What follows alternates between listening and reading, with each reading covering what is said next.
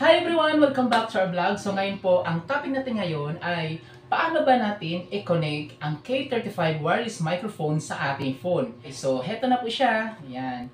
Tarang! Ayan. K35 wireless microphone. So nabibili natin ito sa online store. Ayan. So ayan po guys. So dito naman sa likod ay makikita natin. So meron siyang nakasulat. Flag and play.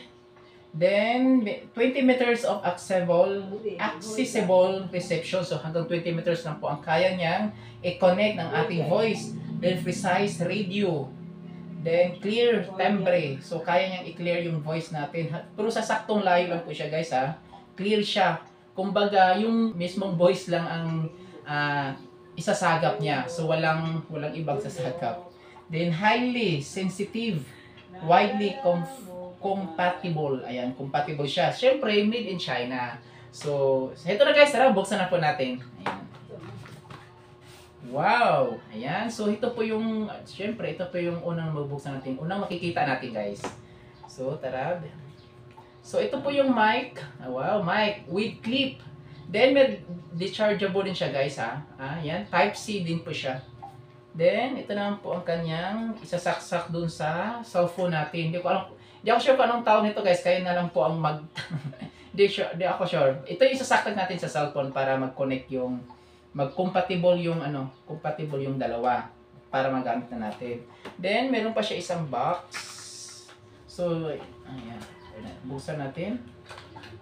So, wala na siyang laman. So, ito lang po ang frame niya. Charger niya, wire. Wire lang po, wala siyang socket. Wire lang po ang libre. So, pwede na magamit. So, ito guys, ang gawin natin ay i-connect na natin siya. Tara! Para magamit natin ang K35 wireless microphone guys, so kailangan natin mag-download ng another camera o different camera po. Ayan. So, punta tayo sa Play Store. Ayan. Play Store. So, i-type natin ang open camera. Open camera. Ayan. Open camera app, video recorder. So, i-click natin yan. Ayan, open camera. So, install na natin. Wait for a while guys, para ma-download na.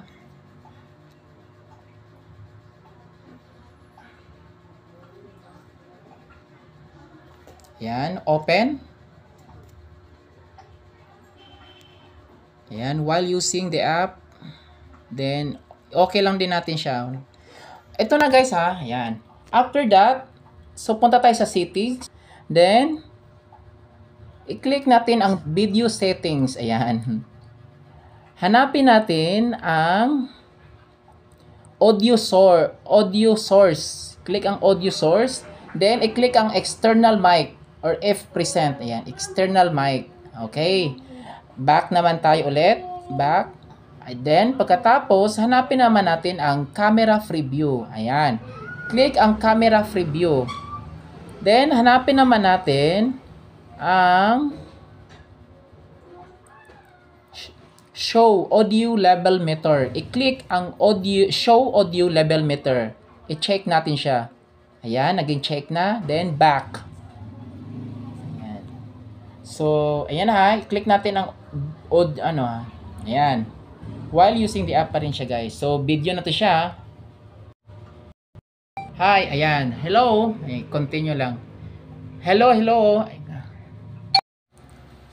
Ayan, so napansin nyo guys, ayan, sumusunod yung sa voice natin. Ayan, so ibig sabihin, pwede na natin siyang magagamit. Ito yung sign na pwede natin siyang gamitin na. So, ito na.